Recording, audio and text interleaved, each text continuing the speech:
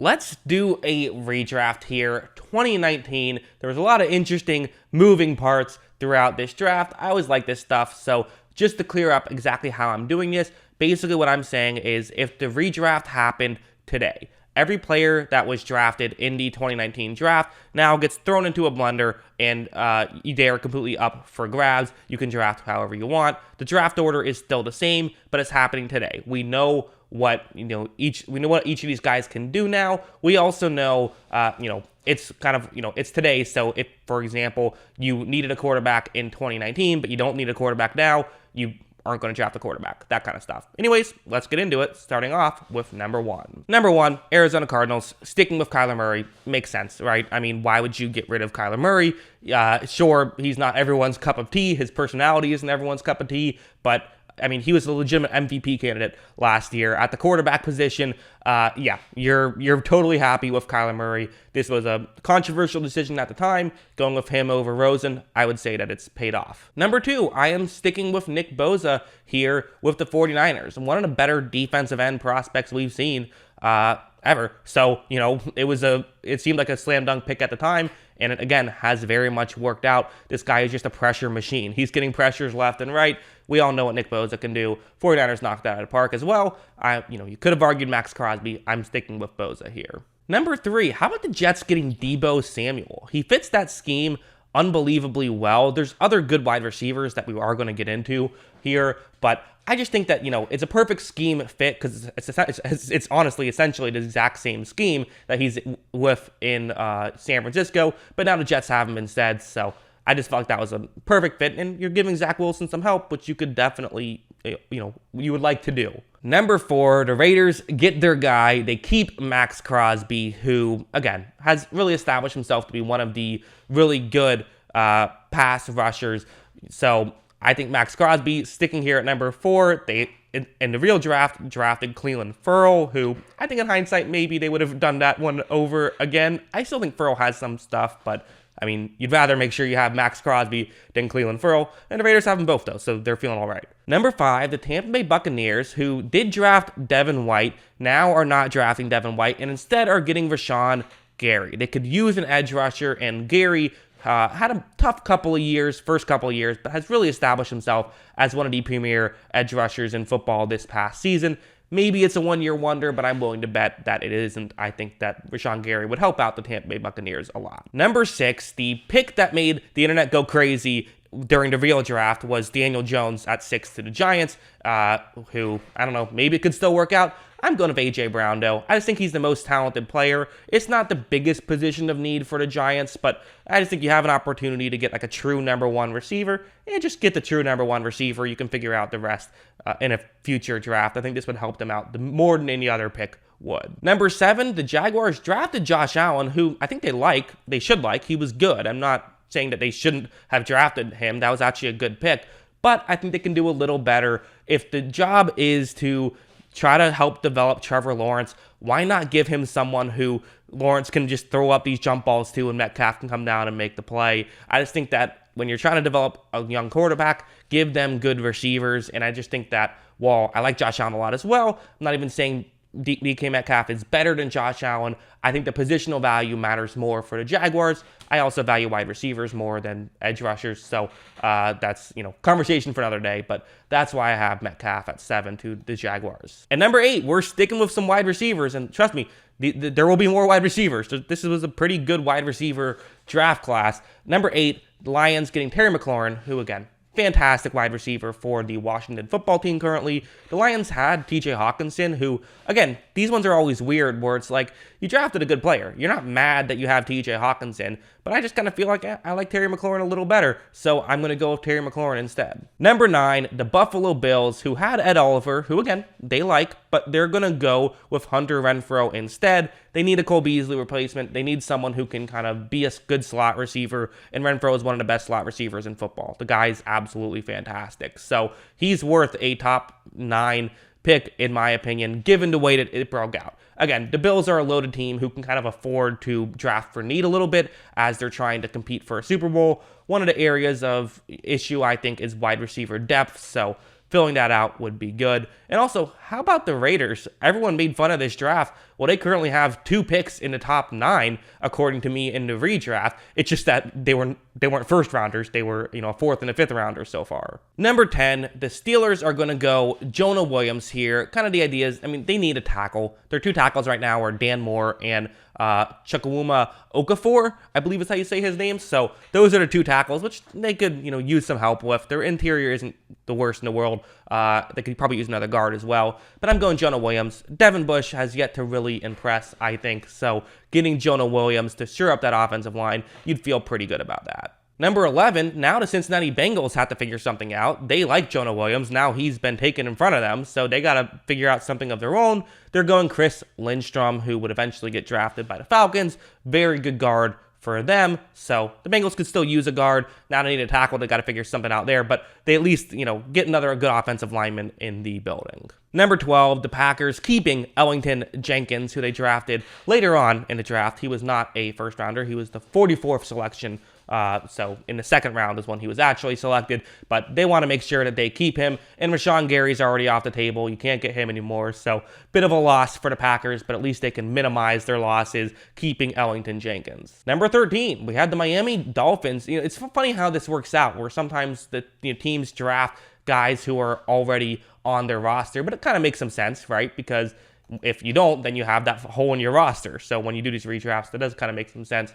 Christian Wilkins is, again, been a very good interior defensive lineman for the Dolphins. There's other guys you could argue maybe ahead of him. There's really a lot of good talent in this draft just in general, I think.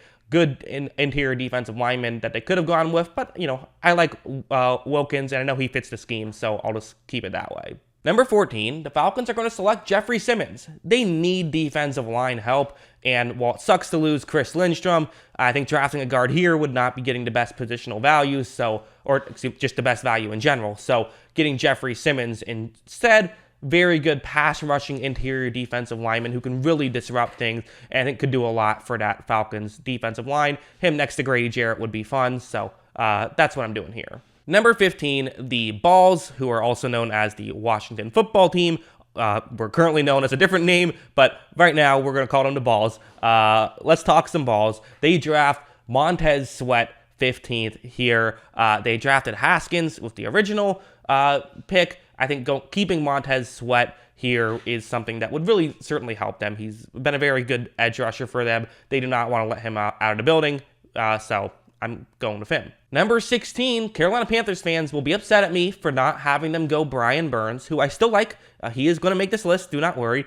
But I think Josh Allen again, very good player. This is a deep edge rusher class. The fact that he's fallen as far as he has, the fact that Brian Burns has not been selected yet, it just goes to show how many good edge rushers there were in this draft class. Josh Allen has been fantastic. I think he's been a little bit better than Brian Burns. So even though it's a new scheme, who knows how it works, it's a similar scheme. I trust that Josh Allen, you never know. There's always weird little details that can change things, but I think Allen will be able to be successful in Carolina now that the redraft has come through. Number 17, the Giants are getting what could end up being a steal. TJ Hawkinson is fantastic. The only reason he fell this far was the teams ahead of him. It's like, man, do you really want to go tight end there? That's kind of the main thing, and there's a lot of good talent in this draft class, as I said, but the Giants have no tight ends, so sorry, Ricky Seals-Jones. They're going to replace you with TJ Hawkinson. I think Giants fans would feel okay about that. Number 18. So the Vikings did draft Garrett Bradbury with this pick, but instead they're going to now draft Jacoby Myers, who, again, another one of those teams where it's like you have a great 1-2 combo with the wide receiving core. I know there's guys that the Vikings fans like still on that roster, but I feel like I'd rather have a great number 3 option, and that's what Jacoby Myers could do. I think he could do this slot stuff, the over-the-middle stuff, but can also win on the outside and can he might not be the best wide receiver still on the board. I think he fits that team the best, which typically I don't love to do, but I think it can make some sense. And so I'm going to go Jacoby Myers here at 18. Number 19, the Titans need an edge rusher, need an interior defensive lineman now that Simmons is gone, who they drafted with this pick. So they're instead going to get Ed Oliver, who, again, I think you're taking a hit here. I like Simmons more than Oliver, but Oliver's still good. It's not the end of the world for Titans fans. And number 20, like I said, a lot of good talent here. Somehow Quinn Williams is going 20th in this redraft. He's been fantastic for the Jets. He's been very good, but it's just like, has he been better than Jeffrey Simmons or Ed Oliver? Probably not, so I'll put him at 20, but like he's still been really good, and I know he didn't have the best first year, but has definitely improved these past 2 years. Number 21, the Packers get a wide receiver. I feel like in every one of these redrafts, I'm going to have the Packers drafting a wide receiver. Deontay Johnson is the guy who some people love Deontay Johnson, and like to be clear, I do think he's a better receiver than like Jacoby Myers, who went earlier. That was more of just a scheme fit thing, but you know, Rodgers throwing to Johnson could be great. I like Johnson a lot. I don't like him as much as Steelers fans like him, but I still think he's very good and would help out the Packers a ton. Next up, the Eagles, who with the 22nd pick drafted Andre Dillard, who hasn't been a mess for them, but I feel like they could improve. So we're going to go Greedy Williams here at 22. I think that they could use just another cornerback in the building. There's a chance their corner situation will be fine, but like, what if Garrett Bradbury, think about him because he was drafted in this real draft, James Bradbury, like what if he really isn't that great when he took a step back last year, maybe he's washed up, well now you have Greedy Williams who can come in and play. The cornerback position is so important and it's so volatile, I want extra guys in the room, so I'm getting Greedy Williams, who I've liked what I've seen from him from Cleveland. 23, the Houston Texans had drafted Titus Howard, who, again, I like, not a bad selection, but keep him at guard, but other than that, keep him at tackle, but other than that, fine. But, I think that Brian Burns is probably just the best player available. The Texans are a team where they don't care about positional value, just draft the best player available. I like Brian Burns the best, so getting him. At 24 for the Raiders, I'm drafting another Raiders player who was not drafted in the first round. I'm going to Trayvon Mullins, so they're keeping one of their guys. The other guy I thought about was Rocky Sin here, who is also on the Raiders now. So kind of interesting how the Raiders had 3 first-round picks here, but they end up with 4 good players from this draft, all who weren't selected in round 1. 3 of them which were selected by the Raiders. Mullen was a second-round pick by them. Again, who's better, him or Rocky Sin? Mullen's been more consistent. Yasin's been more kind of up and down, but he's had higher heights. I'll go with the guy who's been more consistent, and I've seen play that scheme before. That's kind of my logic. Number 25, some people will be saying, how the hell did this guy fall this far? But listen, I'm not a huge Devin White fan. Well, I mean, I'm a big Devin White fan. I'm a Buccaneers fan. Again, I've talked about how, that ball right there, that is a signed Devin White football. So I love me some Devin White in terms of his personality, in terms of what he brings.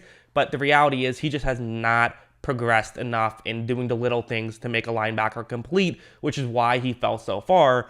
That being said, there still is so much potential, and for the Ravens, who are a team similar to Tampa Bay, who can kind of use his strengths to their advantage of have him blitz a lot and all of that stuff, I think it would be a good fit, and I think that he has the highest potential here. So maybe not the highest floor, but certainly the highest ceiling left out of any of these players. For the balls, they're getting Rocky Sin here. So again, 4th Raider goes here on this list. None of them by any of the 3 first-round picks that the Raiders had. I just find that so interesting. The balls here, though, they originally drafted Montez Sweat, but they already have Montez Sweat. They drafted him earlier now. So instead, they are going to go Rocky Sin, who is also someone who has been very good for them. So, or not good for them, good for the Colts, and could be good for them. I think he would fit that scheme relatively well. It's interesting to see what happens. Again, very volatile, but hey, that's cornerbacks, right? Get another one in the room. I think it would help you. Number 27, the Raiders did draft Jonathan Abram here. They will not be doing that again. Instead, Dexter Lawrence, another good interior defensive lineman who was drafted in this draft, who was drafted 17th by the Giants. They passed up on him in this, in this redraft to get TJ Hawkins in. So the Raiders said, hey, yeah, we could use an extra interior defensive lineman. You're good. Let's draft you. Seems pretty simple. Number 28, the Chargers have Gerald Everett, but I'm still going to go tight end, going with Noah Fant. I think that could be an interesting 1-2 combo for them. Teams play 2 tight end systems all the time. They have Jerry Tillery. I think they'd rather have Noah Fant. And really, the main reason I'm doing this is they need someone who can win over the middle. Maybe Everett is going to be that guy, but why not just have another guy who can consistently win over the middle? You look at their splits. They were so good last year outside the numbers, but over the middle, not as good. And so that's something that you can hopefully, take advantage of. Just get more stuff going for you with Noah Fant type. The Seattle Seahawks need offensive linemen. That's kind of what they've always needed. So getting a Dalton Risner who can be good for them, I think will help out more than LJ Collier, who had that one good tackle on Cam Newton. But as a whole, I think I'd rather have just some offensive line help for them. Number 30. So the Packers passed up on Darnell Savage with the 21st pick in the redraft. They instead went wide receiver help with Deontay Johnson, which I still think is probably the better move. But the Giants say, hey, we could use a safety, sure. Darnell Savage, probably best player available. We'll take you 30th overall. Number 31, the Falcons. Again, no Chris Lindstrom here. You don't want Howard playing guard, but you get another offensive lineman in the building, figure out a way to make it work. I think that he's probably the best player available for them. And finally, 32, the New England Patriots, who drafted N'Keal Harry. They would love a redraft. They're going to get Sean Murphy-Bunting instead, just because they love corners, and he can be a good slot corner for them. They could use some corners. They like to have a lot of corners in the building, so I think he's pretty solid. So we'll go with that. So yeah, that was my redraft. Interesting redraft. A lot of good players drafted here. Tell me why I'm stupid in the comments below. Always love hearing from you. And of course, as always, thanks for watching.